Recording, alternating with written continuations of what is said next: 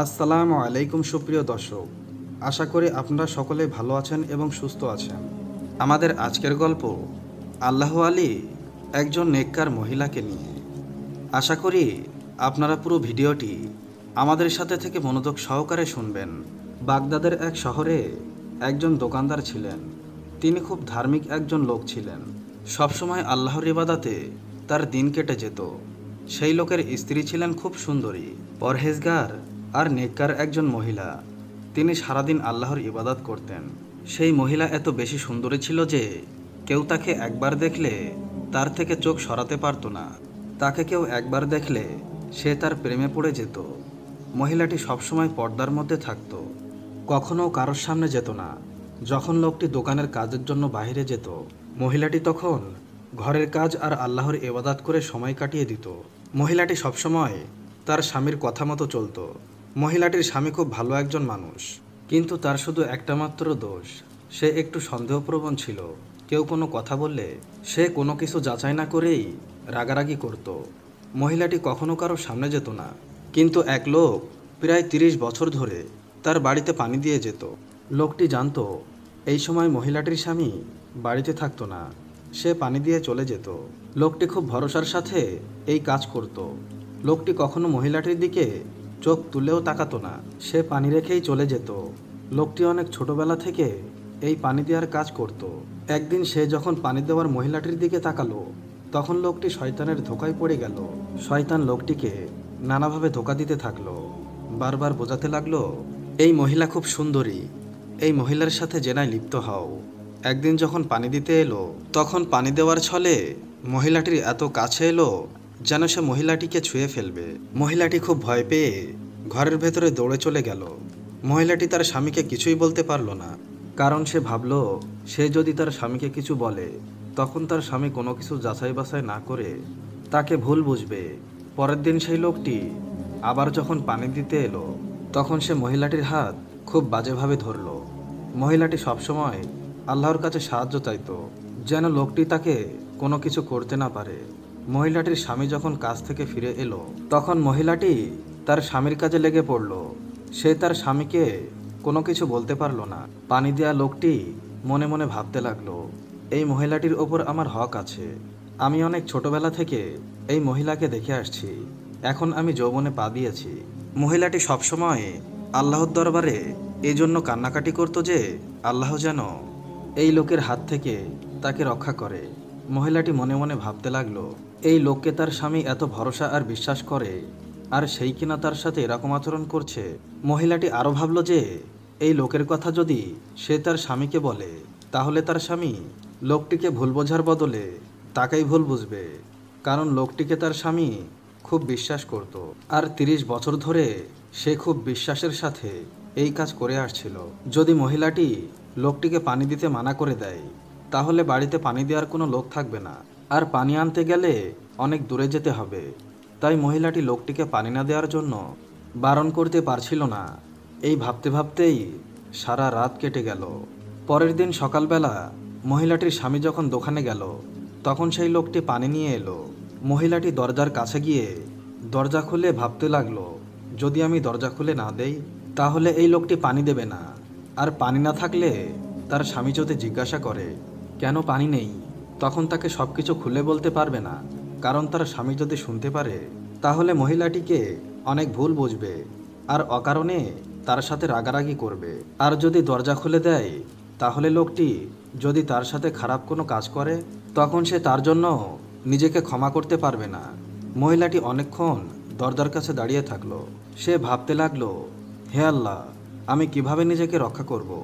একদিকে আমার স্বামী, আর একদিকে এই মানুষরূপী শয়তান, আর আজকে এই লোকটির নিয়ত যে একদম খারাপ সেটা আমি বুঝতে পারছি। হে আল্লাহ, আপনি আমাকে রক্ষা করুন। মহিলাটি যখন দরজা খুলে দিল, তখন লোকটি পানি দিচ্ছিল আর মহিলাটির দিকে খুব খারাপ নজরে তাকাচ্ছিল। মহিলাটি খুব বেশি ভয় পাচ্ছিল, কিন্তু মহিলাটি এটা বুঝতে পারছিল না যে আল্লাহ তাআলা তার নেক বান্দাদের বিপদে কখনো তাদের ছেড়ে যান না। এরপর এমন এক ঘটনা ঘটল যার জন্য লোকটি অথবা মহিলাটি কেউই প্রস্তুত ছিল না।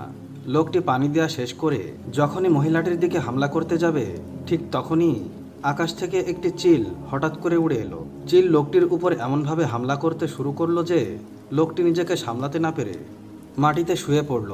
সেই চিল কোনো সাধারণ চিল ছিল না, আল্লাহ তাআলার পক্ষ থেকে পাঠানো একজন ফেরেশতা, যে আল্লাহর নেক বান্দাকে রক্ষা করার জন্য এসেছে। আল্লাহর তরফ থেকে পাঠানো সেই ফেরেশতা যে চিল রূপে এসেছিল, সেই লোকটিকে এমনভাবে জখম করলো যে লোকটি সেখানেই মারা গেল। যতক্ষণ পর্যন্ত লোকটির মুখ পুরো নষ্ট না হলো, চিলটি ততক্ষণ পর্যন্ত লোকটির মুখে আঁচড় কাটতে লাগলো। সেই সময় সেই মহিলাটির স্বামী বাড়িতে এলো, আর সে দেখতে পেল যে তার স্ত্রী খুব ভয় পেয়ে গেছে। তারপর সে দেখতে পেল যে বাড়ির উঠানে একটি লাশ পড়ে আছে, আর একটি চিল সেই লাশের মুখ ঠুকরে ঠুকরে খাচ্ছে। সে কাছে গিয়ে দেখতে পেল এ তো সেই লোক যে তার বাড়িতে পানি দেওয়ার কাজ করত। লোকটি তখন তার স্ত্রীকে জিজ্ঞাসা করলো কি হয়েছে। তখন তার স্ত্রী তাকে সবকিছু খুলে বলতে লাগলো। সে বলতে লাগলো যে এই লোক হয়তো অনেক ছোটবেলা থেকেই তার বাড়িতে পানি দেওয়ার কাজ করত, কিন্তু এখন সে বড় হয়েছে আর সে আমার দিকে খুব খারাপ নজরে তাকাচ্ছিল, কিন্তু আমি আপনাকে কোনো কিছু বলার সাহস পাইনি, কারণ আপনি আমাকে ভুল বুঝবেন। আর আমি প্রতিদিন আল্লাহর দরবারে সাহায্য চাইতাম, আল্লাহ যেন আমাকে এই শয়তান রূপে মানুষের হাত থেকে রক্ষা করে। লোকটি তার স্ত্রীকে জিজ্ঞাসা করলো, কিন্তু তুমি এইসব কথা আমার কাছ থেকে গোপন করেছো কেন? মহিলাটি বলল, আপনি সত্যি করে বলুন তো, আমি যদি আপনাকে এই সব কথা বলতাম, আপনি কি আমাকে বিশ্বাস করতেন? লোকটি তখন নিজের ভুল বুঝতে পারলো আর বলল, হ্যাঁ, আমি হয়তো তোমাকে ভুল বুঝতাম, কারণ এই ছেলে অনেক ছোটবেলা থেকেই আমার অনেক বিশ্বস্ত। মহিলাটি বলল, ঠিক এই জন্যই আমি আপনাকে কিছু বলিনি, কারণ আমি জানি আপনি কখনোই এই ছেলেকে অবিশ্বাস করবেন না। আর এই জন্যই আমি আমার রবের কাছে সাহায্য চেয়েছি, যে আমাকে যদি কেউ সাহায্য করতে পারে সে একমাত্র আমার আল্লাহ।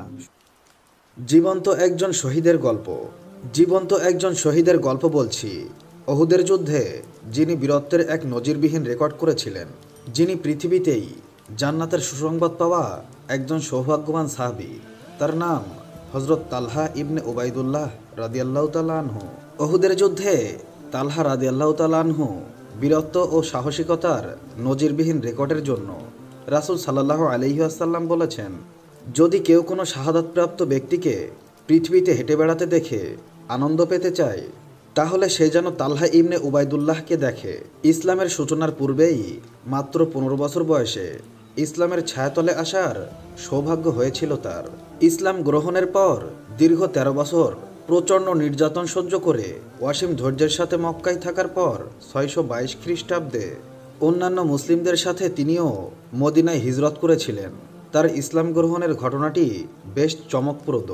তিনি তখন কুরাইশদের বাণিজ্যিক কাফেলার সঙ্গে সিরিয়ায় বস্টার বাজারে ঘোরাফেরা করছেন।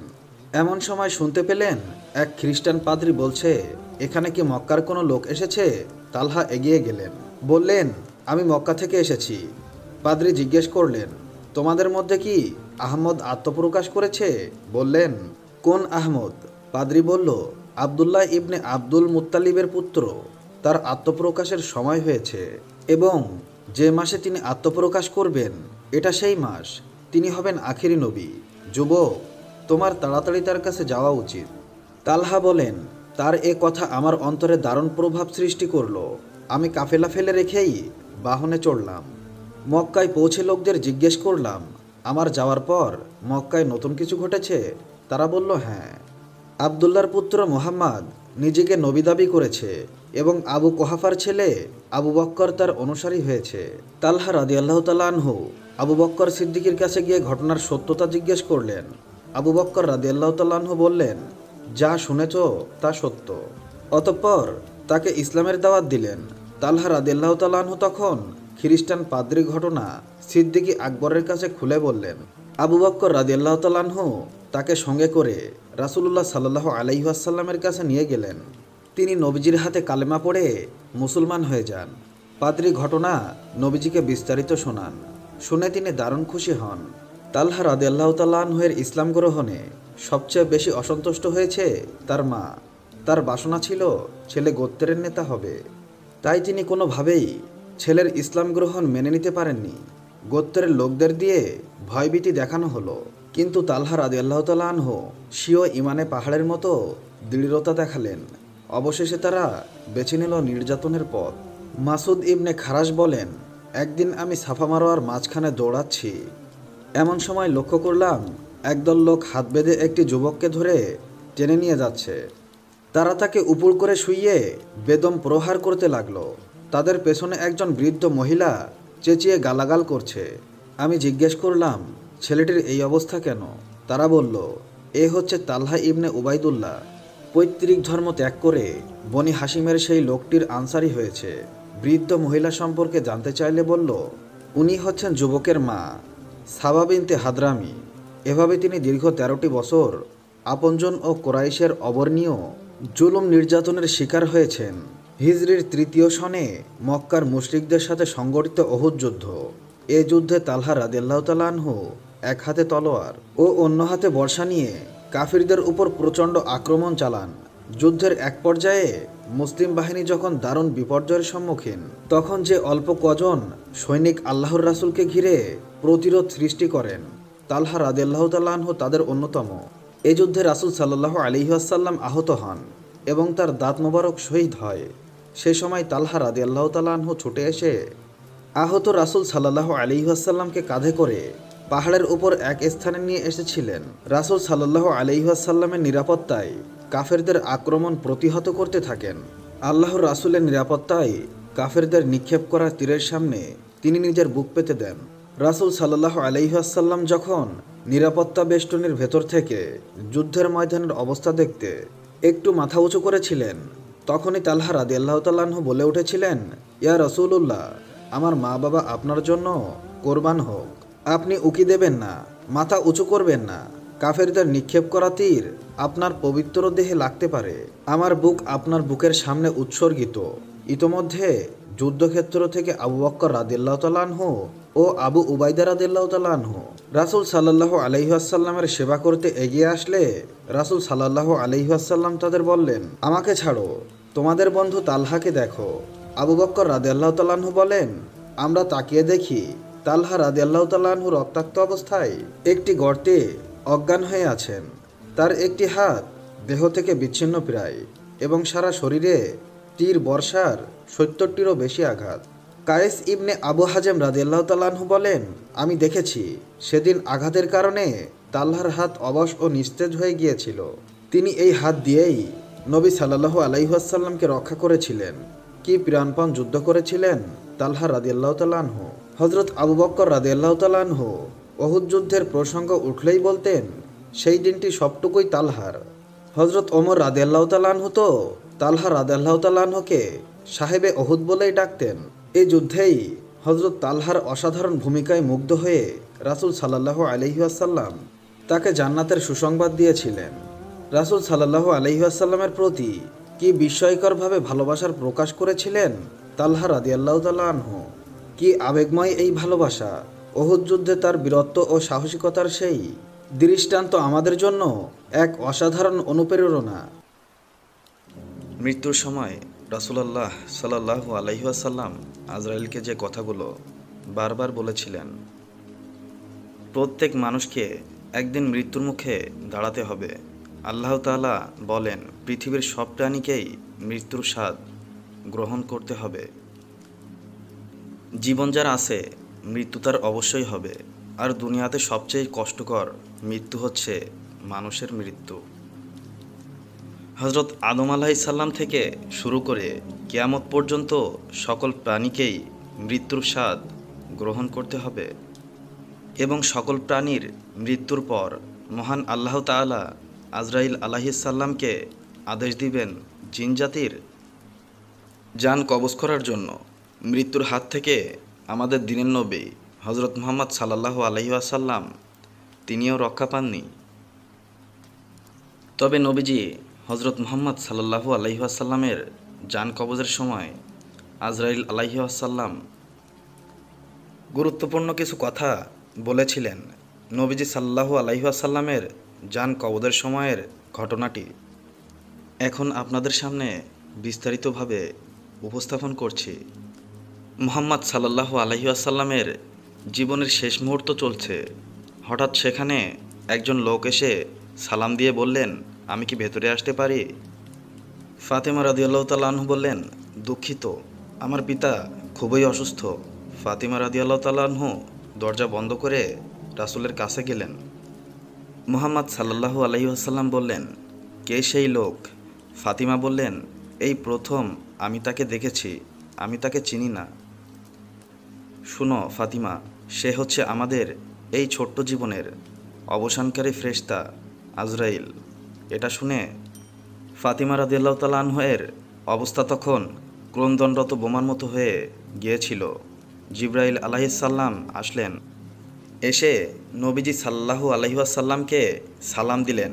জিবরাইল আলাইহিস সালাম বললেন, হে আল্লাহর রাসূল, আল্লাহ তাআলা আপনাকে সালাম দিয়েছেন আর জানতে চেয়েছেন আপনি কেমন আছেন। আল্লাহ তাআলা সব জানেন, তারপরও আপনার মুখ থেকে জানতে চেয়েছেন যে আপনি কেমন আছেন। নবীজি বললেন, আমি বড়ই কষ্টের ভিতরে আছি, অসুস্থ আছি। জিবরাইল আলাইহিস সালাম বললেন, ইয়া রাসূলুল্লাহ, একজন নতুন ফেরেশতা এসেছে আজকে আমার সাথে, যে ফেরেশতা কখনো কোনো মানুষের কাছে আসার জন্য কখনো অনুমতি চায়নি আর কখনো সে অনুমতি চাইবেও না, শুধু আপনার অনুমতি চায় আপনার কাছে আসার জন্য। আর সে ফেরেশতার নাম মালাকুল মউত। এরপর মালাকুল মউত রাসূলের অনুমতি নিয়ে রাসূলের কাছে এসে সালাম দিলেন। আজরাইল আলাইহিস সালাম বললেন, হে রাসূলুল্লাহ, আদম আলাইহিস সালাম থেকে শুরু করে এই পর্যন্ত যত মানুষের জান কবজ করেছি আর কিয়ামত পর্যন্ত যত মানুষের জান কবজ করব, আমি কারো কাছে অনুমতি চাইনি। কিন্তু আজকে আসার সময় আল্লাহ তাআলা বললেন, আমি যেন আপনার অনুমতি চাই। এই সময় নবীজি বললেন, মালাকুল মউত, আমি যদি অনুমতি না দেই? তখন আজরাইল আলাইহিস সালাম বললেন, আপনি যদি অনুমতি না দেন তাহলে আল্লাহ তাআলা আমাকে ফিরে যেতে বলেছেন। রাসূল সাল্লাল্লাহু আলাইহি ওয়াসাল্লাম বললেন, হে জিবরাইল, আমার উম্মতের কি হবে? আমার উম্মতের নাজাতের কি হবে? জিবরাইল আলাইহিস সালাম বললেন, হে রাসূল, আপনি চিন্তা করবেন না, আল্লাহ ওয়াদা করেছেন আপনার উম্মতের নাজাতের জন্যে। মৃত্যুর ফেরেশতা ধীরে ধীরে রাসূলের কাছে এলেন জান কবজ করার জন্য। মালাকুল মউত আজরাইল আরও কাছে এসে ধীরে ধীরে রাসূলের জান কবজ করতে থাকলেন। পাশে দাঁড়িয়ে থাকা জিবরাইলকে রাসূল গঙ্গানির সাথে বললেন, ও জিবরাইল, এটা কেমন বেদনাদায়ক জান কবজ করা।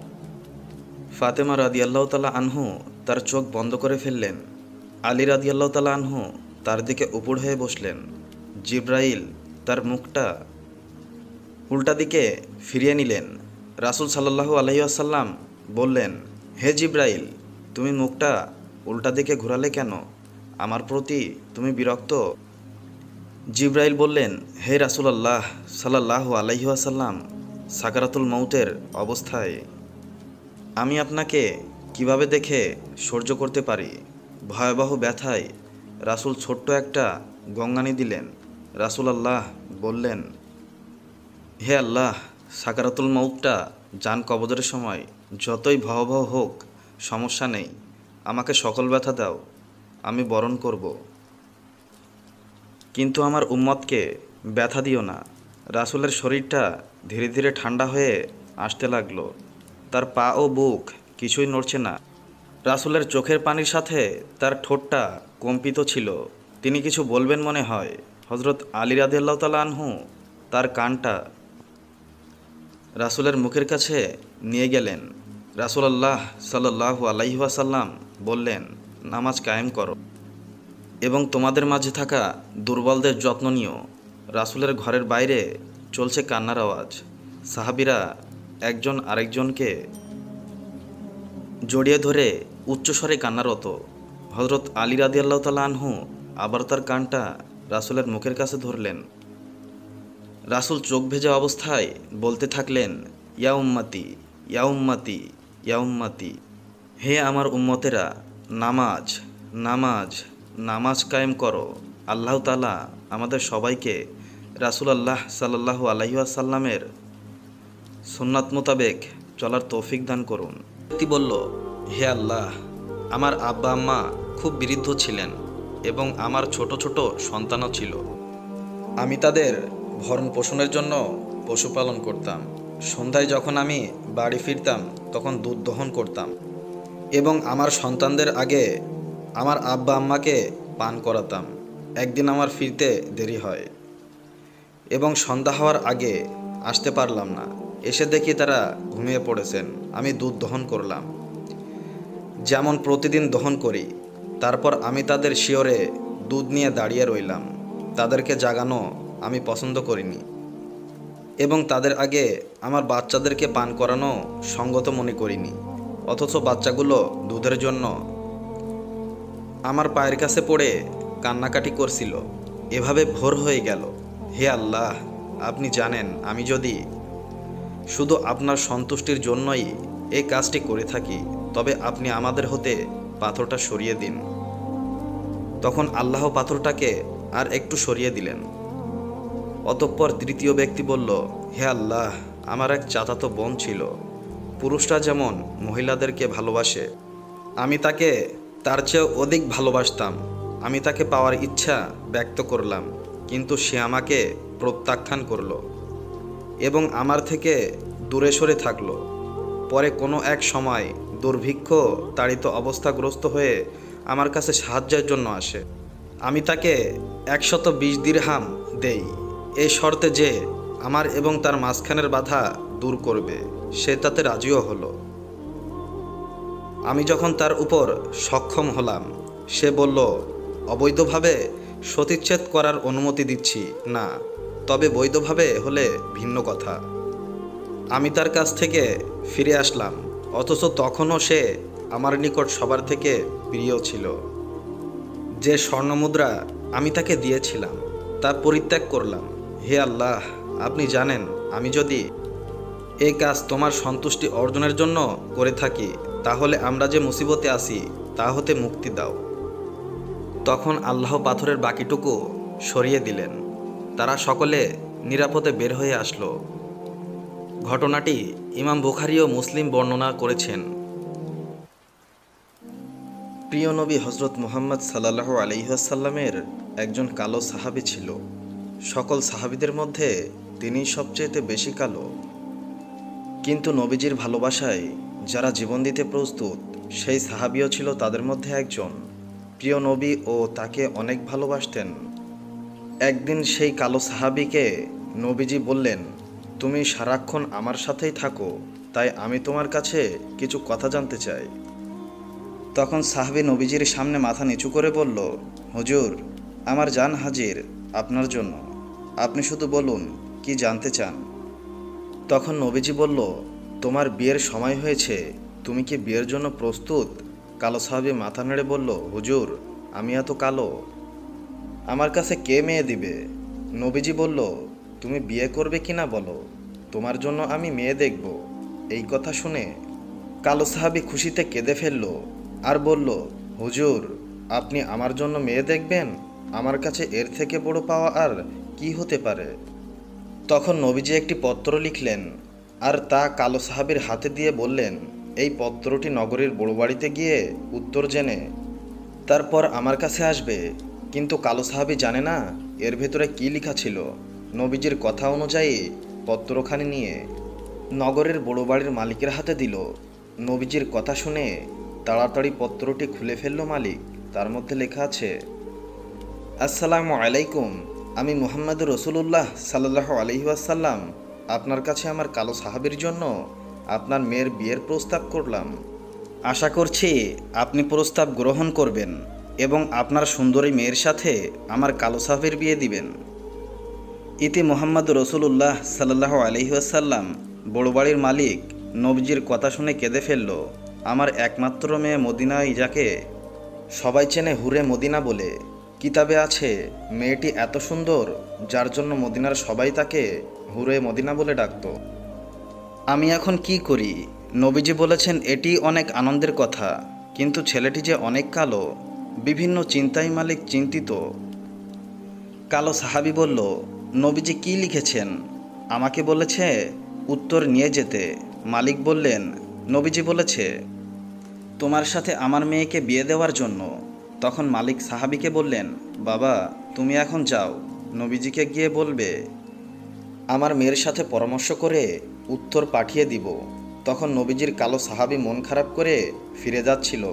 এমন সময় ওই মেয়েটি দৌড়ে এসে তার বাবাকে বলল, বাবা দেখলাম একটি লোক হাসি মুখে আসলো, কিন্তু যাওয়ার সময় মন খারাপ করে চলে যাচ্ছে, এর কারণ কি?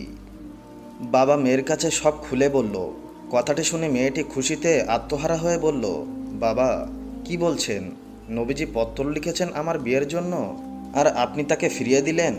বাবা ওই সাহাবী নবীজির কাছে পৌঁছানোর আগে তাকে ফিরিয়ে আনুন, না হলে আল্লাহর কাছে আমরা অপরাধী হয়ে যাব। বাবা নবীজি পত্র লিখেছেন, এতে মনে হয় মদিনার সবচেয়ে সৌভাগ্য মেয়ে আমি। মেয়ের মুখে এই কথা শুনে বাবা আলহামদুলিল্লাহ বলে ওই সাহাবীকে ফিরিয়ে নিয়ে আসলো। বলল, তুমি যে আমার মেয়েকে বিয়ে করবে, দেনমোহর হিসাবে কি দেবে? তখন কালো সাহাবী বলল, আমার কাছে নবীজির ভালোবাসা ছাড়া আর কিছুই নেই। ওই মেয়েটি বলল, বাবা আপনার তো অনেক টাকা আছে, নবীজির ভালোবাসার জন্য কিছু টাকা দেনমোহরের জন্য ওকে দিয়ে দিন। মালিক আরও বলল, বিয়ে যে করবে, কিছু কেনাকাটা করেছো আমার মেয়েকে সাজানোর জন্য? কালো সাহাবীর উত্তর, আমার কাছে কোনো টাকা নেই। ওই মেয়েটি আবারও বলল, নবীজির ভালোবাসার জন্য বিয়ের কেনাকাটার জন্য ওই লোকটির কিছু টাকা দিয়ে দিন। অবশেষে নবীজির ভালোবাসার খাতিরে মালিক সাহাবীকে কিছু টাকা দিয়ে বলল, যাও বিয়ের বাজার করে নিয়ে এসো। আজকের ভিতরেই আমি নবীজির কথায় আমার সুন্দরী মেয়ের সাথে তোমার বিয়ে দেব। নবীজির কালো সাহাবী মনের আনন্দে বিয়ের বাজার করতে রওনা হলো। বাজারে গিয়ে কিছু কেনাকাটাও করে হঠাৎ দেখল মানুষ দৌড়াদৌড়ি করছে। কালো সাহাবী বলল, কি হলো, সবাই এমন দৌড়াচ্ছে কেন? দোকানের মালিক বলল, তুমি যাই কিনবে তা পরে এসে কিনো। আমাদের সম্পদ মুসলিম বিশ্বের মুহাম্মদকে শত্রুরা আক্রমণ করেছে, এই বলে দোকান বন্ধ করে চলে গেল।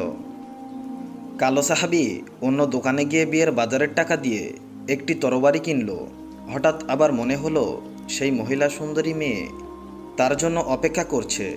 তখন নিজেকে বোঝালো যে নবী না হলে আমি হতাম না, না এই দুনিয়া হতো, না সেই নবীর চেয়ে সুন্দরী মেয়ে আমার কাছে বড় হয় কিভাবে।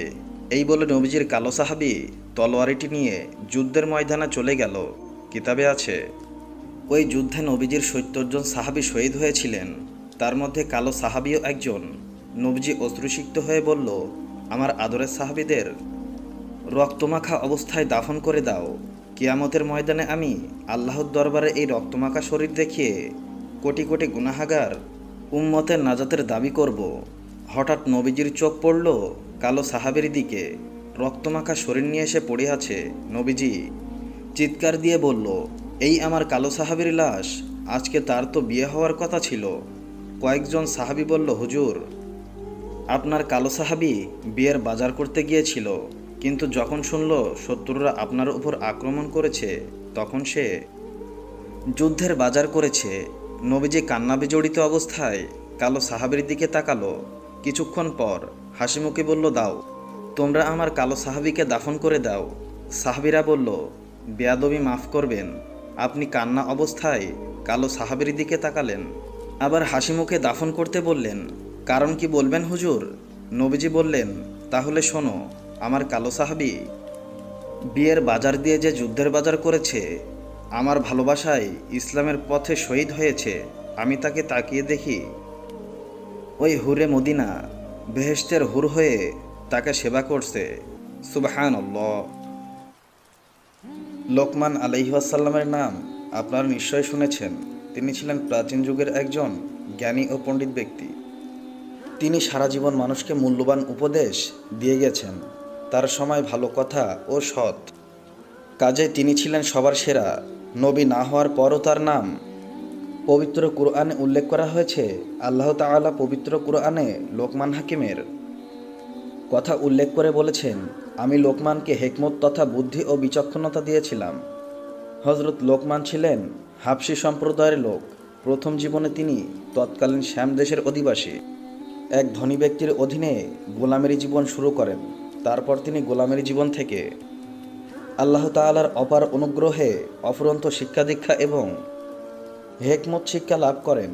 তার জ্ঞান লাভের পেছনে 3টি গুণ বিশেষ ভূমিকা রেখেছিল। এই সম্পর্কে একটি গল্প প্রচলিত আছে। গল্পটি এরকম: হযরত লোকমান যখন বকরি চড়াতেন, তখন একটি সমবয়সী লোকের সাথে তার বন্ধুত্ব হয়। পরবর্তী জীবনে সেই বাল্যবন্ধুটি ঘটনাক্রমে লোকমানের একটি শিক্ষা মজলিসে উপস্থিত হয়ে দেখল যে বহু মানুষ লোকমানকে ঘিরে বসে তার কাছ থেকে এলেম এবং হেকমত শিক্ষা করছে। অবাক হয়ে সেই বাল্যবন্ধু লোকমানকে লক্ষ্য করে বলল, তোমাকে দেখে বাল্যজীবনের কথা মনে পড়েছে। তুমি কি সেই লোক যার সাথে আমি মাঠে বকরি চড়াতাম? হযরত লোকমান লোকটির দিকে তাকিয়ে বললেন, হ্যাঁ বন্ধু, তুমি ঠিকই ধরেছ, আমি সেই লোক। বাল্যবন্ধু জিজ্ঞেস করল, বন্ধু, তুমি এই মর্যাদা কিভাবে অর্জন করলে? লোকমান জবাবে বললেন, 3টি স্বভাবের মাধ্যমে। সেই স্বভাব 3টি হচ্ছে: 1 নাম্বার, কোনোদিনই কারোর সঙ্গে মিথ্যা বলিনি। 2 নাম্বার, কখনো কারোর আমানতের খেয়ানত করিনি। এবং 3 নাম্বার হলো, কারোর সাথে আমি কখনো বেহুদা কথায় সময় নষ্ট করিনি। আপনারা নিশ্চয়ই জানেন যে হযরত লোকমান তার পুত্রকে উদ্দেশ্য করে বহু মূল্যবান উপদেশ দিয়েছেন। পবিত্র কুরআনে সূরা লোকমানে তা বর্ণনা করা হয়েছে। হযরত লোকমান হাকিম তার পুত্রকে উদ্দেশ্য করে বলেছেন, হে আমার পুত্র, আল্লাহর সাথে তুমি কাউকে শরিক করো না। নিঃসন্দেহে আল্লাহর সাথে শরিক করা গুরুতর অপরাধ। তিনি আরও বলতেন, হে আমার পুত্র, সালাত কায়েম করো, আর সৎ কাজের নির্দেশ দাও এবং অসৎ কাজে নিষেধ করো।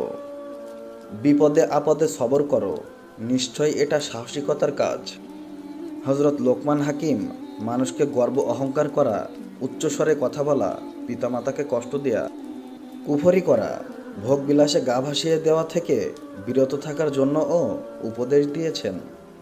দেখতে কালো এই মানুষটি কৃতদাস থাকাকালে তার মনিবকে অনেক পরামর্শ দিয়েছেন। এই সময় তার জীবনে ঘটে যায় অনেক ঘটনা। বন্ধুরা, আজকের আসরে থাকছে হযরত লোকমান হাকিমের কৃতদাস জীবনের একটি ঘটনা। বহুদিন আগের কথা। হযরত লোকমান হাকিম তখন যুবক। একটি ঘটনায় তাকে বন্দী হিসাবে আটক করা হলো। পরে তাকে এক ধনী লোকের কৃতদাস হিসাবে বিক্রি করা হলো। সৌভাগ্যক্রমে লোকমানের মনিব ছিলেন একজন বুদ্ধিমান ও রুচিশীল মানুষ। অল্প দিনের মধ্যেই তিনি লোকমানের মধ্যে লুকিয়ে থাকা বুদ্ধি, বিবেক, জ্ঞান, প্রজ্ঞা ও ঈমান দেখে মুগ্ধ হলেন। দেখতে দেখতে মালিক লোকমান হাকিমকে নিজের সন্তানের মতো ভালোবাসতে লাগলেন। মনিব সবসময় চেষ্টা করতেন লোকমানের মান সম্মান যে কোনো অবস্থায় বজায় রাখতে। তিনি যখন খেতে বসতেন, লোকমানকে সাথে নিয়ে খেতেন। হযরত লোকমান নিজে আগে খাবার খেতেন, তারপর খাবারের বাকি অংশ খেত তার মনিব এবং অন্যরা। লোকমান যদি কোনো কারণে কোনো একটা খাবার না খেতেন, তার মনিবও সে খাবার মুখে দিত না।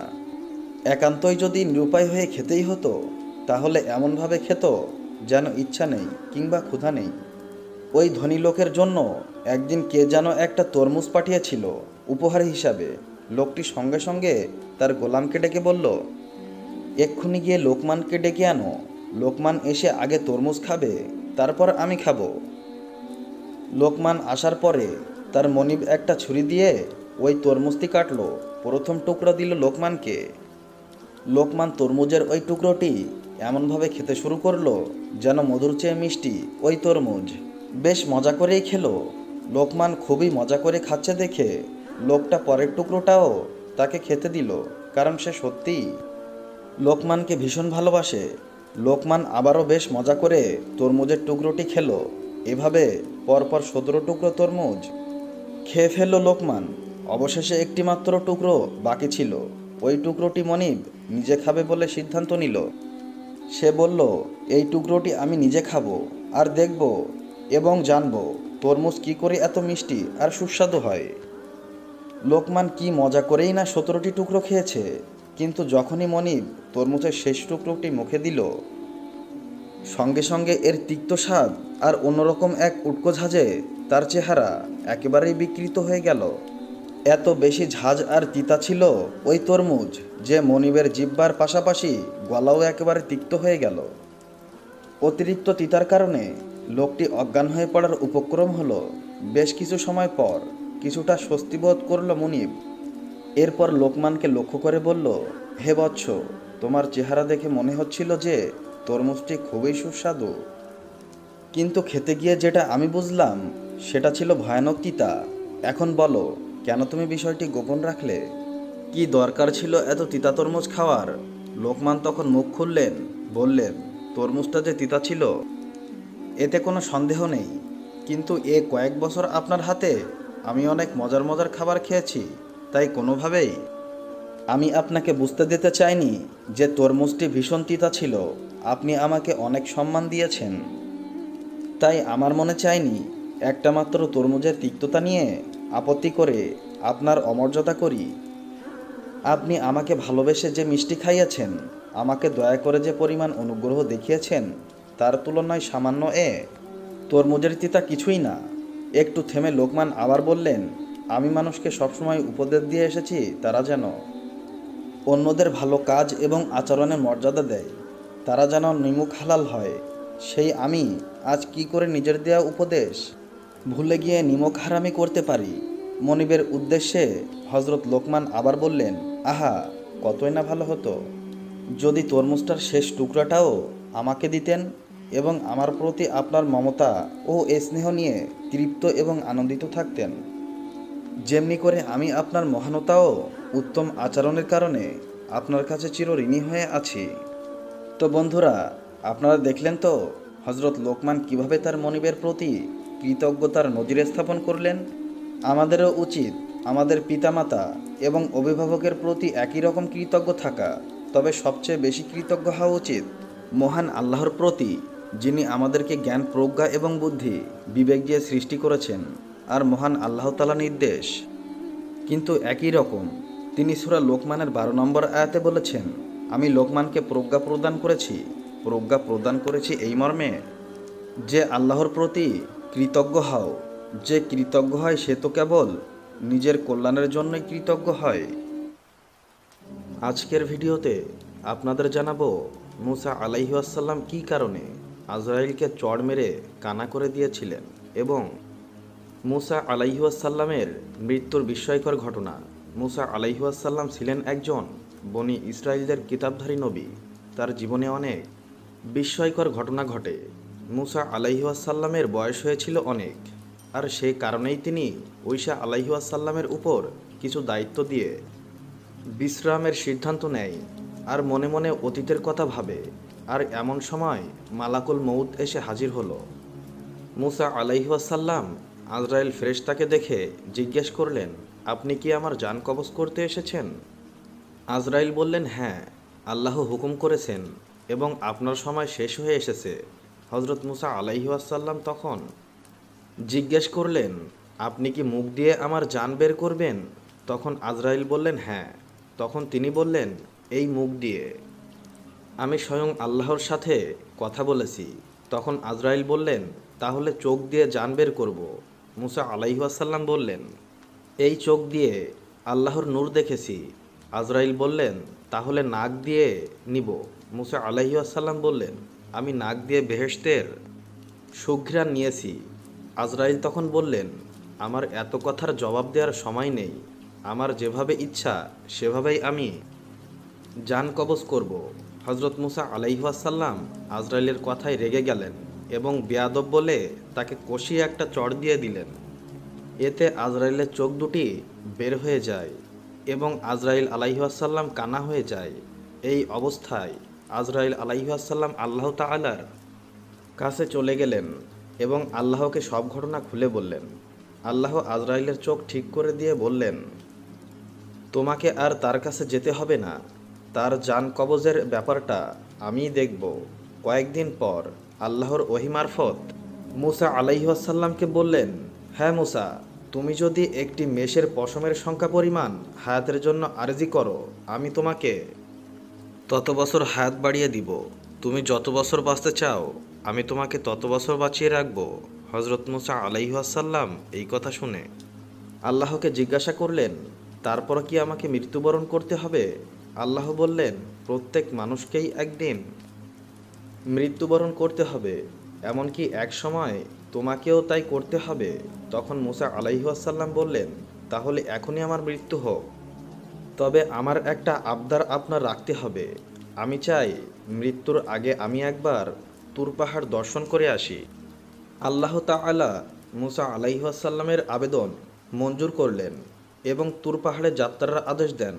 মুসা আলাইহিওয়াসাল্লাম বিলম্ব না করে তুর পাহাড়ে গেলেন এবং আল্লাহর নূরের দর্শন লাভ করলেন। আল্লাহর সাথে কিছু কথোপকথন হওয়ার পর আল্লাহ তাআলা সেখান থেকে বিদায় নেন। মুসা আলাইহিওয়াসাল্লাম তুর পাহাড় থেকে ফেরার পথে দেখলেন 7 জন লোক একটি কবর খনন করছেন। মুসা তখন জিজ্ঞেস করলেন, এই নির্জন এলাকায় কার কবর খনন করছো? তারা বললেন, আপনার মতো একজন ব্যক্তির। আপনি চাইলে আমাদের সাথে এই সাওয়াবের কাজে অংশগ্রহণ করতে পারেন। মুসা আলাইহিওয়াসাল্লাম কিছুক্ষণ কাজ করার পর সেখান থেকে একজন বলে উঠল, হে নবী, আমরা যার জন্য কবর খনন করছি তার আকৃতি ঠিক আপনার মতো। আপনি একটু কবরে নেমে শুয়ে দেখলে আমরা মাপের পরিমাণটা পরীক্ষা করে নিব। মুসা আলাইহিওয়াসাল্লাম তাদের কথা মতো কবরে শুয়ে পড়লেন। শুয়ে পড়ার পর মুসা আলাইহিওয়াসাল্লাম বললেন, হে খোদা, এইরকম নির্জন জায়গায় তুমি আমার জন্য কবুল করে নাও। মুসা আলাইহিওয়াসাল্লামের কথার সাথে সাথে একজন ফেরেশতা তাকে আপেল খেতে দিল। বিসমিল্লাহ বলে যখন আপেল খাওয়া শুরু করলেন তখন তার জান কবজ হয়ে গেল। তখন উপস্থিত ফেরেশতারা মুসা আলাইহিওয়াসাল্লামকে কবর থেকে তুলে গোসল করিয়ে জানাজা করে কবর দিয়ে দিল। পৃথিবীতে তার কবরের অস্তিত্ব আজও অজানা রয়ে গেছে। তিনি প্রায় 150 বছর বেঁচে ছিলেন। মা ফাতেমার বিয়ের দিন কি হয়েছিল তা জানলে আপনারা সকলেই অবাক হবেন। হযরত মুহাম্মদ সাল্লাল্লাহু আলাইহি ওয়াসাল্লাম এর পরিবারবর্গ যখন মদিনায় আসলেন তখন ফাতিমা রাদিয়াল্লাহু তাআলা আনহা অবিবাহিত ছিলেন। আবু বকর রাদিয়াল্লাহু তাআলা আনহু ও ওমর রাদিয়াল্লাহু তাআলা আনহুর মতো উচ্চ মর্যাদার অধিকারী সাহাবাগণও ফাতিমা রাদিয়াল্লাহু তাআলা আনহাকে স্ত্রী হিসাবে পেতে আগ্রহী ছিলেন এবং তারা রাসূল সাল্লাল্লাহু আলাইহি ওয়াসাল্লাম এর নিকট প্রস্তাব দেন। কিন্তু মহানবী সাল্লাল্লাহু আলাইহি ওয়াসাল্লাম অত্যন্ত বিনয় ও নম্রতার সাথে প্রস্তাব প্রত্যাখ্যান করলেন। তার কারণ তিনি আল্লাহ তাআলার হুকুমের অপেক্ষায় ছিলেন। বাকি ছিলেন আলী রাদিয়াল্লাহু তাআলা আনহু, যিনি সাল্লাল্লাহু আলাইহি ওয়াসাল্লামের অত্যন্ত প্রিয় এবং চাচাতো ভাই ছিলেন। এই অবস্থায় আবু বকর রাদিয়াল্লাহু তাআলা আনহু, ওমর রাদিয়াল্লাহু তাআলা আনহু এবং অন্যান্য সাহাবী ও মহিলারা হযরত আলীকে এই বিয়ের প্রস্তাবের ব্যাপারে পরামর্শ দিলেন। তারা অত্যন্ত আন্তরিকতার সাথে রাসূলুল্লাহ সাল্লাল্লাহু আলাইহি ওয়াসাল্লাম এর নিকট আলী এবং ফাতিমা রাদিয়াল্লাহু তাআলা আনহার বিয়ের প্রস্তাব পেশ করলেন। মহানবী সাল্লাল্লাহু আলাইহি ওয়াসাল্লাম আলী রাদিয়াল্লাহু তাআলা আনহুকে জিজ্ঞেস করলেন, তোমার কাছে মোহর আদায় করার মতো কিছু আছে কি? আলী রাদিয়াল্লাহু তাআলা আনহু জবাবে না বললেন। পুনরায় রাসূলুল্লাহ সাল্লাল্লাহু আলাইহি ওয়াসাল্লাম বললেন, তোমার লৌহবর্ম কোথায়? সেই লৌহবর্ম দিয়ে মোহর আদায় করো। মোহর আনার অর্থ সংগ্রহে হযরত আলী রাদিয়াল্লাহু তাআলা আনহু সেই লৌহবর্মটি বাজারে বিক্রি করতে গেলেন। পথিমধ্যে দেখা হলো হযরত ওসমান রাদিয়াল্লাহু তাআলা আনহু এর সাথে। তিনি সব কিছু শুনে সেটি কিনে নিলেন মাত্র 480 দিরহাম দিয়ে। হযরত ওসমান রাদিয়াল্লাহু তাআলা আনহু এর কেনা বর্মটি তারই হাতে তুলে দিয়ে বললেন, আমাকে নয়, এই বর্ম একজন বীরের সঙ্গেই শোভা পায়, কাজেই এটি আমি তোমাকেই উপহার দিলাম। রাসূল করিম সাল্লাল্লাহু আলাইহি ওয়াসাল্লাম স্বয়ং কন্যার মতামত জানতে চাইলে ফাতেমা রাদিয়াল্লাহু তাআলা আনহা লজ্জায় মুখ ঘুরিয়ে হাসি দিলেন। নারীদের এই নীরবতাকেই সম্মতি হিসাবে গ্রহণ করা হয়। অতঃপর রাসূলুল্লাহ সাল্লাল্লাহু আলাইহি ওয়াসাল্লাম আনাস রাদিয়াল্লাহু তাআলা আনহু, আবু বকর রাদিয়াল্লাহু তাআলা আনহু, ওমর রাদিয়াল্লাহু তাআলা আনহু ও অন্যান্য সাহাবিগণকে ডেকে আনার নির্দেশ দিলেন। সকলে উপস্থিত হওয়ার পর রাসূলুল্লাহ সাল্লাল্লাহু আলাইহি ওয়াসাল্লাম বিয়ের খুতবা পাঠ করলেন এবং আলীকে বললেন, আমার কন্যা ফাতিমাকে তোমার সাথে 400 মিসকাল রৌপ্যের বিনিময়ে বিয়ে দিলাম। তুমি কি তা কবুল করছো? আলী রাদিয়াল্লাহু তাআলা আনহু বললেন, জি, কবুল করলাম। অতঃপর রাসূল করিম সাল্লাল্লাহু আলাইহি ওয়াসাল্লাম ফাতিমার নিকট গমন করলেন এবং তাকে ডাকলে তিনি লজ্জায় জড়সড় হয়ে পিতার নিকট আসলেন। রাসূলুল্লাহ সাল্লাল্লাহু আলাইহি ওয়াসাল্লাম তাকে লক্ষ্য করে বললেন, ফাতিমা, আমার বংশের উত্তম ব্যক্তির সাথে তোমার বিয়ে দিয়েছি। বিয়ের সময় রাসূলুল্লাহ সাল্লাল্লাহু আলাইহি ওয়াসাল্লাম ফাতিমা রাদিয়াল্লাহু তাআলা আনহাকে যে সমস্ত আসবাবপত্র দিয়েছিলেন তার মধ্যে ছিল একটি নকশা করা খাট, উলভরা মিশরি কাপড়ে প্রস্তুত করা বিছানা, 2টি চাদর, খেজুরের ছাল ভর্তি চামড়ার বালিশ, পানির জন্য 2টি পাত্র, একটি জাতা, একটি পেয়ালা, একটি মশক ইত্যাদি। বিয়ের পর রাসূলুল্লাহ সাল্লাল্লাহু আলাইহি ওয়াসাল্লাম আলীকে খাওয়ার ব্যবস্থা করতে বললেন। তখন তিনি অল্প কিছু অর্থের বিনিময়ে পনির, খেজুর, জবের নান ও গোস্ত ছিল। আসমা রাদিয়াল্লাহু তাআলা আনহা বললেন, তখনকার যুগে এটাই ছিল সর্বোত্তম খাবার। হযরত মুহাম্মদ সাল্লাল্লাহু আলাইহি ওয়াসাল্লাম হযরত ফাতেমা রাদিয়াল্লাহু তাআলা আনহার বিয়ের রাত্রির জন্য একটি পোশাকের ব্যবস্থা করলেন, কারণ হযরত ফাতেমার পরিধানরত পোশাকে তালি দেয়া ছিল। এমন সময় একজন ভিক্ষুক তার দ্বারে এসে কড়া নাড়ে। ভিক্ষুকটি পরিধানের জন্য একটা কাপড় চাইলেন তার কাছে। হযরত ফাতেমা রাদিয়াল্লাহু তাআলা আনহা তার পরনে তালি দেয়া কাপড়টি দান করতে গিয়ে তার মনে পড়ে যায় আল্লাহ তাআলা বলেছেন, তোমরা যা ভালোবাসো তা থেকে দান না করা পর্যন্ত কখনো কল্যাণ লাভ করতে পারবে না। আর এই জন্যেই হযরত ফাতেমা রাদিয়াল্লাহু তাআলা আনহা তার বিয়ের নতুন কাপড়টি ভিক্ষুককে দান করে দেন। কন্যাকে বিদায় দেওয়ার জন্য এগিয়ে এলেন তার স্নেহময়ী পিতা। দেখলেন মেয়ে কাঁদছেন। তখন তার মনে হলো হয়তো স্বামীর দারিদ্র্যের কথা ভেবেই মেয়ে কাঁদছেন। তিনি তাকে সান্ত্বনা দিতে গেলেন, এই বলে যে আলী রাদিয়াল্লাহু তাআলা আনহু দরিদ্র হতে পারে, কিন্তু তার চেয়ে অধিকতর যোগ্যপাত্র আর কেউ নেই। ক্রন্দনময়ী ফাতিমা রাদিয়াল্লাহু তাআলা আনহা জানালেন, আলী রাদিয়াল্লাহু তাআলা আনহু এর দারিদ্রতা নয়, জীবনে এই প্রথম পিতার নৈকট্য এবং ছত্রছায়া থেকে দূরে সরে যাচ্ছেন। আর এমন দিনে মাও কাছে নেই, তাই এ কান্না। এতদিন ফাতিমা রাদিয়াল্লাহু তাআলা আনহা ছায়ার মতো বাবার সাথে সাথে ছিলেন, প্রতি মুহূর্তে বাবার সেবা করেছেন। আর আজকে তিনি চলে যাচ্ছেন স্বামীর বাড়ি। চোখ দুটো পানিতে ভিজে যায়। রাসূলুল্লাহ সাল্লাল্লাহু আলাইহি ওয়াসাল্লাম কোনো রকমে কান্না থামিয়ে আলী রাদিয়াল্লাহু তাআলা আনহুকে বললেন, হে আলী, ফাতিমা তোমার সৌভাগ্যের কারণ হোক। আর ফাতিমাকে বললেন, সংসারের সব কাজ নিজ হাতে করবে, সবসময় স্বামীর দিকে নজর দিবে, তার খেদমতে নিজেকে সঁপে দিবে। আলী রাদিয়াল্লাহু তাআলা আনহু যে বাড়িতে ফাতিমাকে নিয়ে বসবাস করতেন, সে বাড়িটা রাসূল সাল্লাল্লাহু আলাইহি ওয়াসাল্লামের বাড়ি হতে বেশ কিছু দূরে ছিল। রাসূল সাল্লাল্লাহু আলাইহি ওয়াসাল্লাম প্রায় তাকে দেখতে যেতেন। একদিন রাসূলুল্লাহ তাকে বললেন, মা, প্রায় তোমাকে দেখতে আসতে হয়, তোমাকে আমি কাছে নিয়ে যেতে চাই।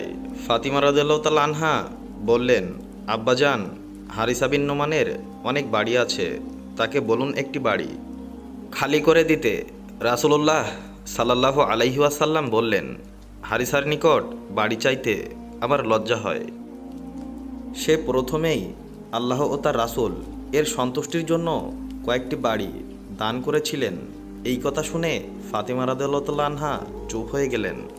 কিন্তু হারিসা বিন নোমানের কানে এই বিষয়ে কথা পৌঁছালে তিনি রাসূল সাল্লাল্লাহু আলাইহি ওয়াসাল্লামের নিকট এসে বললেন, হে আল্লাহর রাসূল, আমি জানতে পেরেছি যে আপনি আপনার প্রিয়তমা কন্যাকে আপনার সন্নিকটে রাখতে চান। আমি আমার সকল বাড়ি আপনার নিকট হস্তান্তর করে দিচ্ছি। অনুগ্রহ করে ফাতেমা রাদিয়াল্লাহু তাআলা আনহাকে ডেকে পাঠান। তিনি যে বাড়িতে ইচ্ছা সেই বাড়িতে বসবাস করতে পারেন।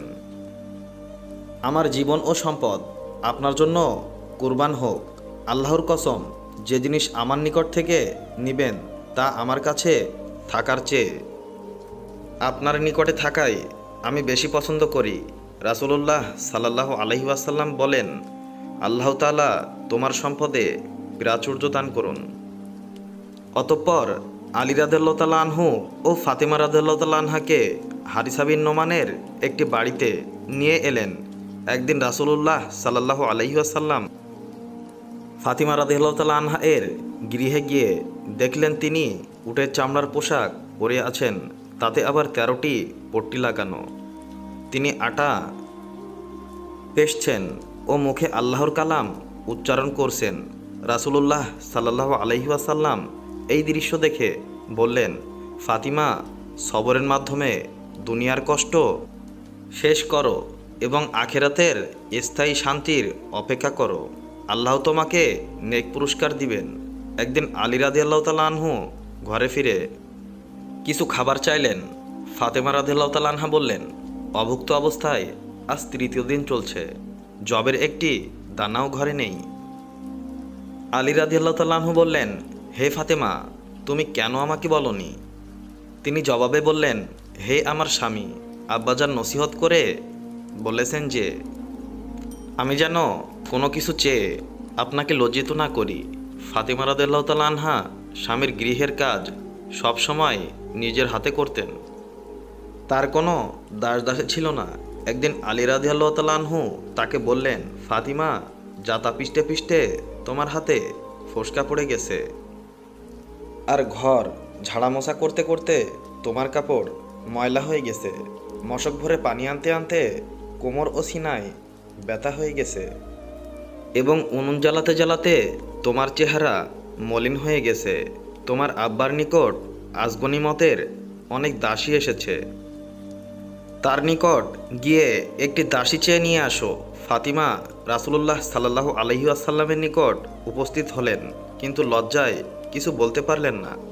কিছুক্ষণ অবস্থানের পর তিনি ফিরে এলেন এবং আলী রাদিয়াল্লাহু তাআলা আনহুকে বললেন, আব্বার নিকট কোনো দাসী চাওয়ার সাহস আমার হয়নি। এরপর স্বামী ও স্ত্রী দুজনেই রাসূলুল্লাহ সাল্লাল্লাহু আলাইহি ওয়াসাল্লামের নিকটে হাজির হয়ে একটি দাসী প্রাপ্তির আবেদন জানালেন। রাসূলুল্লাহ সাল্লাল্লাহু আলাইহি ওয়াসাল্লাম উত্তরে বললেন, আমি কোনো দাসীকে তোমাদের খেদমতে দিতে পারছি না, কেননা আসহাবে সুফফার খাওয়া ও শিক্ষা দীক্ষার সুষ্ঠু ব্যবস্থা আমাকে করতে হবে। আমি তাদেরকে কিভাবে ভুলে যেতে পারি, যারা নিজেদের বাড়ি ঘর আত্মীয় স্বজনদের ছেড়ে আল্লাহ ও তার রাসূলের সন্তুষ্টির জন্য দারিদ্র ও ভূভক্ষ জীবন গ্রহণ করেছেন। জবাব শুনে স্বামী ও স্ত্রী উভয়ে চুপচাপ ঘরে ফিরে এলেন।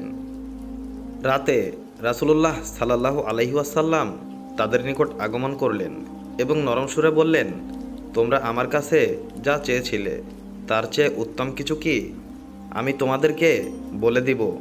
তারা দুজনেই একসাথে বলে উঠলেন, ইয়া রাসূলুল্লাহ, বলুন। তিনি বললেন, জিবরাইল আলাইহিস সালাম আমাকে এই কথাগুলি শিখিয়েছেন, প্রত্যেক নামাজের পরে তোমরা দুজন 10 বার সুবহানাল্লাহ, 10 বার আলহামদুলিল্লাহ ও 10 বার আল্লাহু আকবার পাঠ করবে, আর রাতে যখন বিছানায় ঘুমোতে যাবে তখন সুবহানাল্লাহ 33 বার, আলহামদুলিল্লাহ 33 বার এবং আল্লাহু আকবার 34 বার পাঠ করবে। এই আমল তোমাদের জন্য উত্তম খাদেম হিসাবে গণ্য হবে।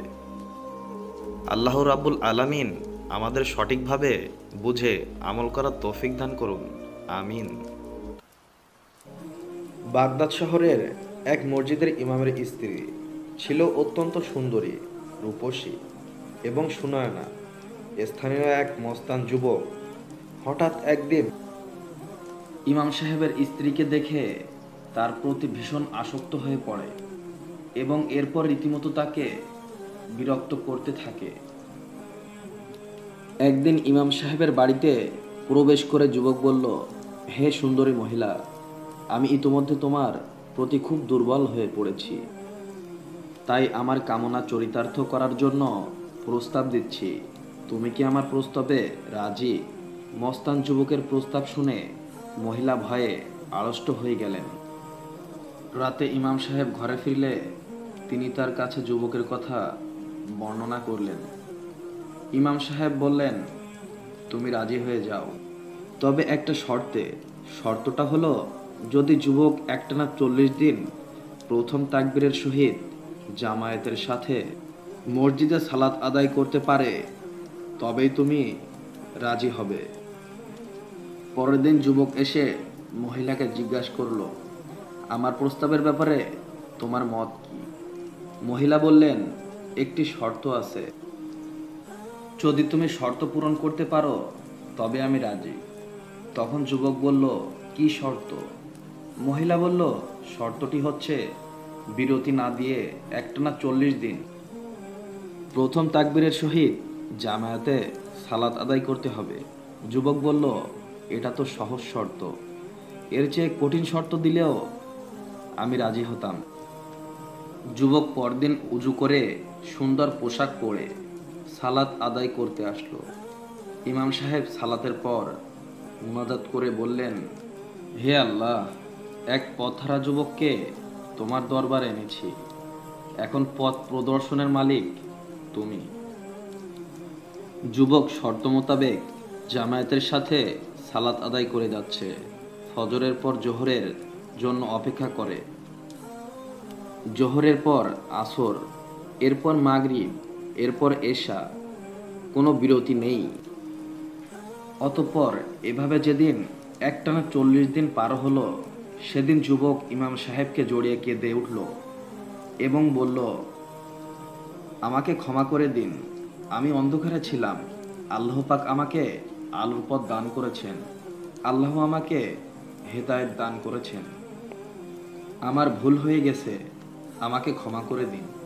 তখন ইমাম সাহেব যুবককে সাথে নিয়ে আল্লাহর কাছে হাত তুলে দোয়া করলেন, হে আমাদের পালনকর্তা, সরল পথ প্রদর্শনের পর তুমি আমাদের অন্তরকে আর কঠিন করে দিও না এবং তুমি আমাদের করুণা দান করো। তুমি মহাদাতা, অসীম করুণার আধার। আজকে আপনাদেরকে জানাবো হজরত ইব্রাহিম আলাইহিসসালাম এর যে প্রশ্ন শুনে নমরুদ ভয় পালিয়ে গেল।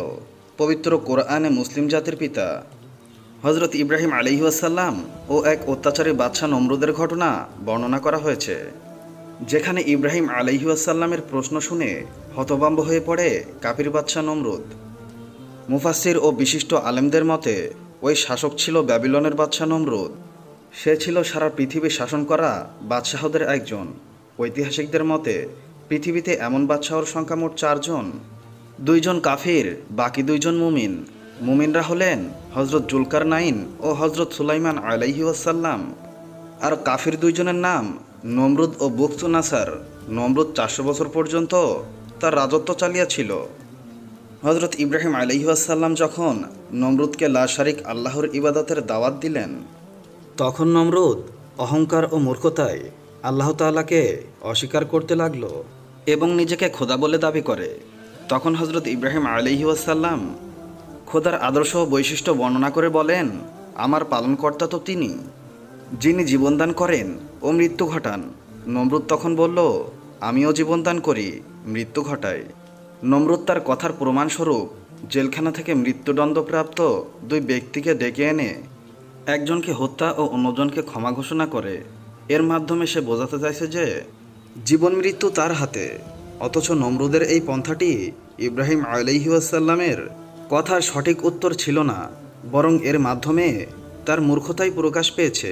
কারণ ইব্রাহিম আলাইহিসসালাম এর কথার মূল তত্ত্ব ছিল সব কিছুর একজন পরিচালক রয়েছেন। স্রষ্টাকে তো তলোয়ার ধরে জবাই করে মৃত্যু দিতে হয় না, কিন্তু তার পরিচালনায় জন্ম মৃত্যুর সব কিছু সংঘটিত হয়। কিন্তু একজনকে ক্ষমা ও অপরজনকে মৃত্যুদণ্ড দেওয়ার মাধ্যমে নমরুদ নিজেকে জীবন মৃত্যুর ক্ষমতার অধিকারী বলে দাবি করলে সঙ্গে সঙ্গে হজরত ইব্রাহিম আলাইহি ওয়াসাল্লাম বললেন, জীবন মৃত্যুর বিষয়টি থাকুক, প্রকৃতির সাধারণ একটি ক্ষেত্রে তোমার শক্তি পরীক্ষা করে দেখাও। নমরুদ নিজেকে সূর্যদেবের অবতার মনে করত। সূর্যকে দেবতা মানার এই ভ্রান্ত আকিদার মূলে কুঠার আঘাত করতেই তিনি নমরুদকে বললেন, আমি যার দিকে মানুষকে আহ্বান করি সে হলো আমার আল্লাহ তাআলা, আমার সৃষ্টিকর্তা। সূর্য পূর্ব দিক থেকে উদিত করেন। তুমি যদি সত্যিই নিজেকে রব ও সূর্যদেবীর অবতার হিসাবে দাবি করো, তবে একবারের জন্য হলেও পশ্চিম দিক থেকে সূর্যকে উদিত করে দেখাও। হজরত ইব্রাহিম আলাইহি ওয়াসাল্লাম এর এই দাবিতে নমরুদের আওয়াজ বন্ধ হয়ে যায়। তা করে দেখানো তো দূরের কথা, প্রশ্ন শুনেই নমরুদ নির্বাক ও হতভম্ব। এই কথার জবাব দেওয়ার মতো কোনো যুক্তি তার কাছে রইল না। কাসাসুল আম্বিয়া ইবনে কাসির, কারণ সে নিজেও জানে তার এমন কোনো শক্তি বা ক্ষমতা নেই যে সূর্য পশ্চিম দিক থেকে উদিত করবে। সে শুধু নিজের ক্ষমতার জোরে মানুষকে ভুল পথে নিয়ে যেত। তাই ক্ষমতার অপব্যবহার করা আল্লাহ পছন্দ করে না। আল্লাহ তাআলা মুসলিম উম্মাহকে ইমানি চেতনা বৃদ্ধিতে নবী রাসূলদের ঘটনা থেকে অনুপ্রেরণা গ্রহণের তৌফিক দান করুন, আমিন। হযরত মুসা আলাইহিস সালাম একবার আল্লাহ তাআলাকে জিজ্ঞেস করলেন, হে আল্লাহ, জান্নাতে আমার সাথে কে থাকবে? জবাবে বলা হলো, উমুক কসাই।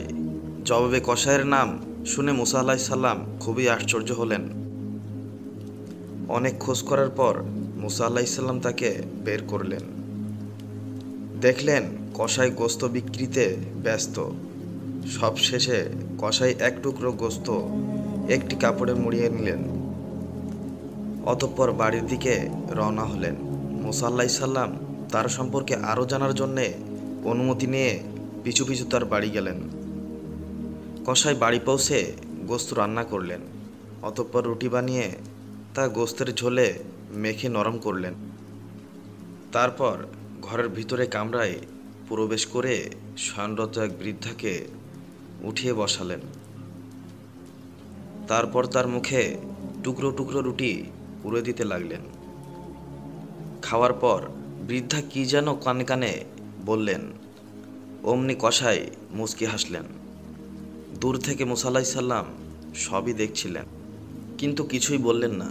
মুসা আলাইহিস সালাম বৃদ্ধার পরিচয় এবং মুচকি হাসার বিষয়টি কসাইকে জিজ্ঞেস করলেন। কসাই বললেন, উনি আমার মা। আমি বাজার থেকে আসার পর সর্বপ্রথম আমার মাকে রান্না করে খাওয়াই, আর মা খাওয়ার পর খুশি হয়ে আমার কানের কাছে এসে আল্লাহ তাআলার কাছে এই বলে দোয়া করেন, আল্লাহ তাআলা তোমাকে বেহেশত দান করুক এবং মুসা আলাইহিস সালামের সাথে রাখুক। আমি এই দোয়া শুনে এইভাবে মুচকি হাসি যে কোথায় মুসা আলাইহিস সালাম আর কোথায় আমি, একজন কসাই। সে কত ভাগ্যবান, সে কত দামি হয়ে গেল মায়ের খেদমত করার জন্য। মুসা আলাইহিস সালাম বললেন, হে যুবক, আমি তোমাকে সুসংবাদ দিচ্ছি, আল্লাহ তাআলা তোমার মায়ের দোয়া কবুল করেছেন। আমি আল্লাহর কাছে জান্নাতে আমার সঙ্গী কে হবে তা জানতে চেয়েছিলাম। তখন আল্লাহ তাআলা তোমার কথা বলেছেন। আমি তোমার পরিচয়ের জন্য তোমার পিছু নিয়েছিলাম, কিন্তু আমি তোমার মাঝে মায়ের খিদমত ছাড়া কোনো বিশেষ আমল খুঁজে পাইনি। এর মানে হলো মায়ের খিদমতের পুরস্কার হিসাবে আল্লাহ তাআলা তোমাকে জান্নাতে আমি মুসার সঙ্গী হওয়ার নিয়ামত দান করেছেন। সুবহানাল্লাহ, আল্লাহু আকবার। একবার মুসা আলাইহিস সালাম আল্লাহর সাথে কথোপকথনের জন্য যাচ্ছিলেন। পথে আবেদ নামে একজনের সাথে দেখা হলে সে বলল, আল্লাহকে জিজ্ঞেস করবেন আমার জন্য আল্লাহ কোন জান্নাত প্রস্তুত করেছেন। তারপর দেখা হলো এক পাগলের সাথে। সে বলল, আল্লাহকে জিজ্ঞেস করবেন আমি কি জাহান্নামে যাব। আল্লাহকে জিজ্ঞেস করলে আল্লাহ বললেন, আবেদ জাহান্নামে যাবে আর পাগল জান্নাতে যাবে। মুসা আলাইহিস সালাম বিষয়টি বুঝতে পারেননি। ফেরার সময় পথিমধ্যে দেখলেন এক রাখালকে বাঘে তাড়া করেছে। তখন রাখাল দৌড়াতে দৌড়াতে একটি বদনার ভিতরে প্রবেশ করলো এবং বদনার নলের ভিতর দিয়ে বের হয়ে গেল। এটা দেখে বাঘও বদনার ভেতরে প্রবেশ করলো। সে আর বের হতে পারেনি। এরপর পাগলের সাথে দেখা হলে মুসা আলাইহিসসালাম পাগলকে এ ঘটনা বললেন। তখন পাগল তা বিশ্বাস করলো এবং বলল, আল্লাহ চাইলে সবই সম্ভব। তারপর আবেদের সাথে দেখা হলে আবেদকেও মুসা আলাইহিসসালাম ওই ঘটনা বললেন, কিন্তু আবেদ তা বিশ্বাস করল না। সে বলল, এটা সম্ভব না। এবার মুসা আলাইহিসসালাম বুঝতে পারলেন কেন আল্লাহ বলেছেন আবেদ জান্নামে যাবে আর পাগল জান্নাতে যাবে। কারণ পাগল নবীর কথা বিশ্বাস করেছে, আবেদ করেনি। একদিন যুবকটা জীবিকার উদ্দেশ্যে মক্কার গলি দিয়ে হাঁটছিল। হঠাৎ চোখে পড়ল একটা হাড় পড়ে আছে। আশেপাশে আর কেউ নেই দেখে হাড়টা উঠিয়ে নিল। মালিকের খোঁজে হেরেমে এলো। এমন সময় একটা ঘোষণা গোচরীভূত হলো, আমি একটা হাড় হারিয়েছি, কোনো দয়ালু ভাই পেয়ে থাকলে আল্লাহর হস্তে ফিরিয়ে দেবেন। যুবকটা বললেন, আমি এগিয়ে গেলাম, বললাম, আপনার হাড়টা কেমন, বর্ণনা দিন তো। বর্ণনা মিলে গেলে হাড়টা হস্তান্তর করলাম। আশ্চর্য হয়ে গেলাম, লোকটা হাড়খানা নিয়ে টু শব্দ করলেন না, সোজা গটগট করে হেঁটে চলে গেল। সামান্য ধন্যবাদ টুকুও না।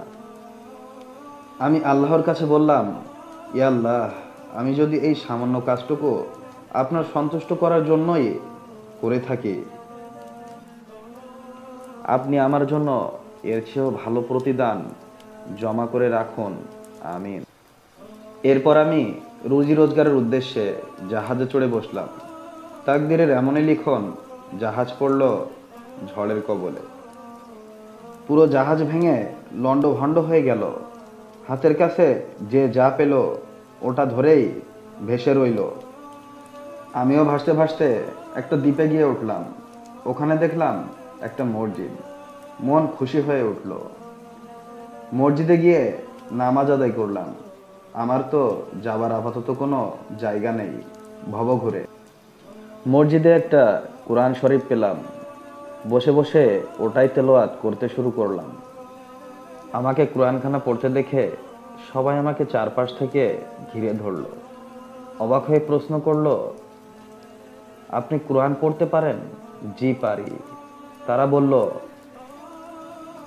আমাদের কাছে এই কোরআন কারীম অনেক দিন ধরে পড়ে আছে, আমরা এটা পড়তে পারি না।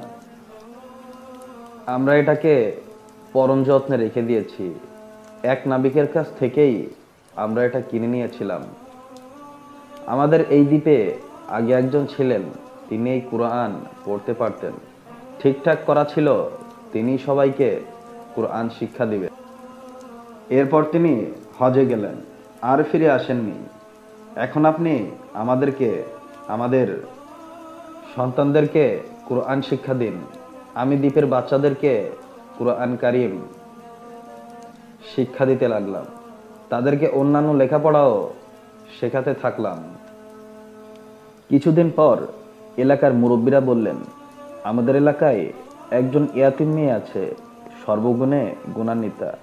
আপনি কি তাকে বিয়ে করতে রাজি হবেন? আমার কোনো আপত্তি নেই। আমাদের বিয়ে হয়ে গেল। বাসরাতে স্ত্রীর সাথে আমার প্রথম দেখা। আমি তাকে দেখে কিং কর্তব্য বিমূঢ় হয়ে গেলাম। দেখলাম তার গলায় মক্কায় কুড়িয়ে পাওয়া সেই হার ঝুলছে। জানতে চাইলাম, এই হার তোমার কাছে কিভাবে এলো? নববধূ লাজুক মুখে উত্তর দিল, আমার আব্বু সেবার হজে গেলেন। দুর্ভাগ্যক্রমে হারটা হারিয়ে গেল, কিন্তু এক মহৎ ব্যক্তির বদন্যতায় হারটা ফিরে পেলেন।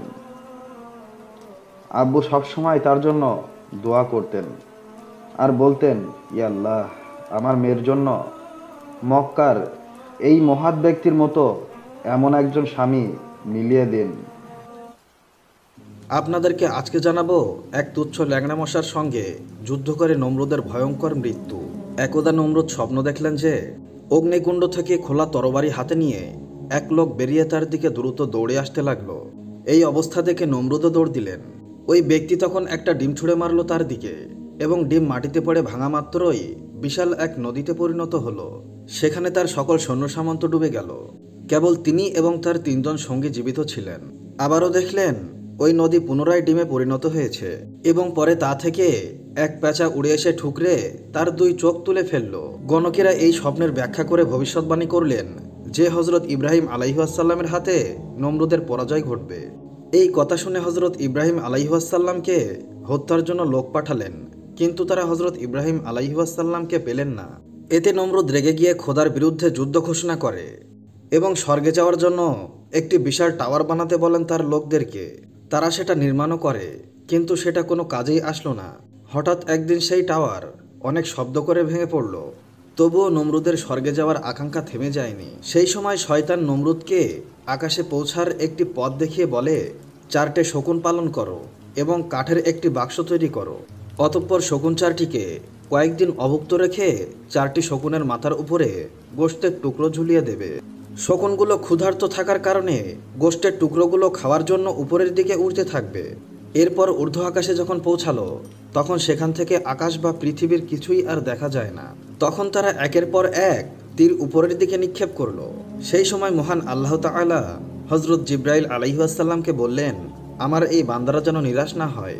মহান আল্লাহর কথা শুনে হজরত জিব্রাইল আলাইহিসসালাম তীরের মাথায় রক্ত লাগিয়ে তা ফেরত পাঠালেন, যাতে নমরুদ বুঝতে পারে যে তিনি হজরত ইব্রাহিম আলাইহিসসালামের খোদাকে হত্যা করতে পেরেছেন।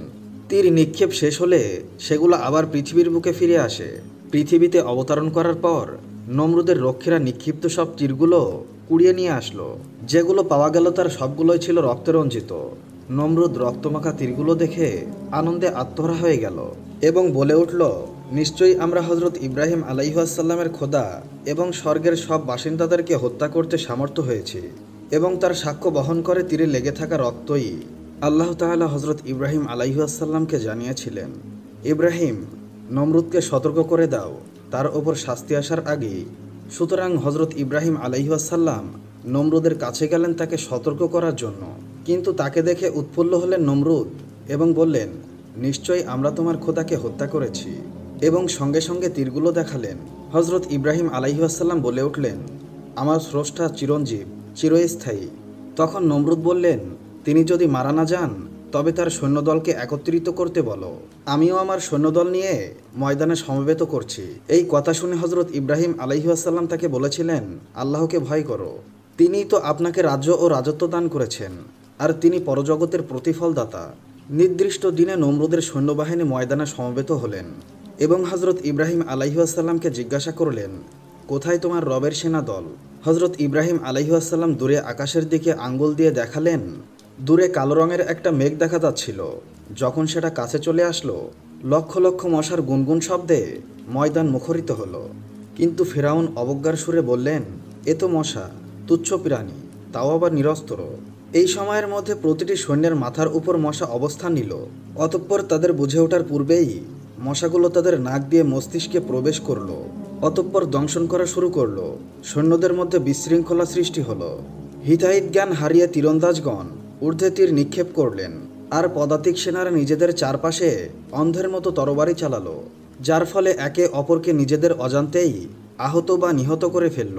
মশার সঙ্গে যুদ্ধ চলাকালীন সময়ে নমরুদ পালিয়ে প্রাসাদে চলে আসলো। এই সময় একটি দুর্বল ল্যাংড়া মশা তাকে তাড়া করলো এবং কিছুক্ষণ মাথার চারপাশে ঘুরে নাসিকাপথে মস্তিষ্কে ঢুকে পড়ল। তারপর মগজে দংশন শুরু করলো। নমরুদ যন্ত্রণায় অস্থির হয়ে উন্মাদের মতো প্রাসাদে প্রবেশ করলো এবং যন্ত্রণায় দিশেহারা হয়ে জুতো জোড়া খুলে নিজের মাথায় আঘাত করতে শুরু করলো। জুতা দিয়ে আঘাত করলে মশা কামড় থেকে বিরত থাকে, বাকি কোনো কিছুর আঘাতে কামড় বন্ধ করে না। অবশেষে মাথায় মৃদু আঘাত করার জন্য একজন সর্বক্ষণিক কর্মচারী নিযুক্ত করল নমরুদ।